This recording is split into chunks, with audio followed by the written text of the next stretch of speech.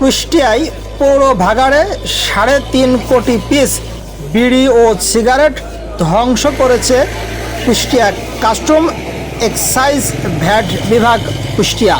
আপনারা দেখতে পাচ্ছেন মিরপুর টিভি কুষ্টিয়ার সৌজন্যে।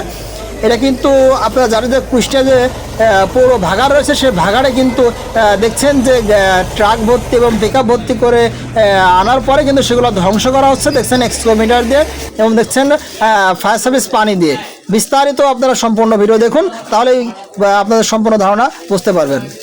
এখানে মূলত জাতীয় রাজস্ব বোর্ডের নির্দেশনার আলোকে কাস্টমস এক্সাইজ ও ভ্যাট কমিশনারেট যশোরের আওতাধীন কাস্টমস এক্সাইজ ও ভ্যাট ডিভিশন কুষ্টিয়ার উদ্যোগে এখানে তামাক এবং তামাকজাত পণ্য ধ্বংসের উদ্যোগ গ্রহণ করেছি আমরা। এগুলো মূলত চোরাচালানের দায়ে আটককৃত ছিল এবং এগুলো পরবর্তীতে আইনি সব ধরনের প্রক্রিয়া শেষ করে রাষ্ট্রের অনুকূলে বাজেয়াপ্ত করা হয়। বাজেয়াপ্তকৃত পণ্যই আসলে আজকে ধ্বংসের কার্যক্রম নেওয়া হচ্ছে। এখানে আনুমানিক ৩,৫৯,০০,০০০ শলাকা আমরা আজকে ধ্বংস করছি। প্রায় আনুমানিক বাজার মূল্য ২.৫ কোটি টাকার মতো হবে। এখানে আসলে তামাকজাত পণ্য বলতে বিড়ি, অল্প কিছু সিগারেট এবং জর্দা এবং গুল রয়েছে।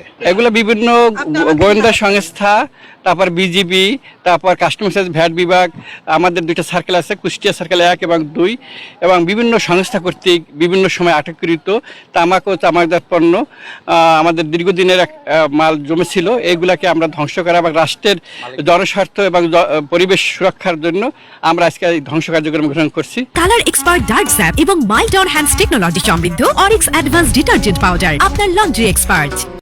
আমাদের এই ধ্বংস কমিটিতে আমাদের ৬টা সংস্থা জড়িত আছে।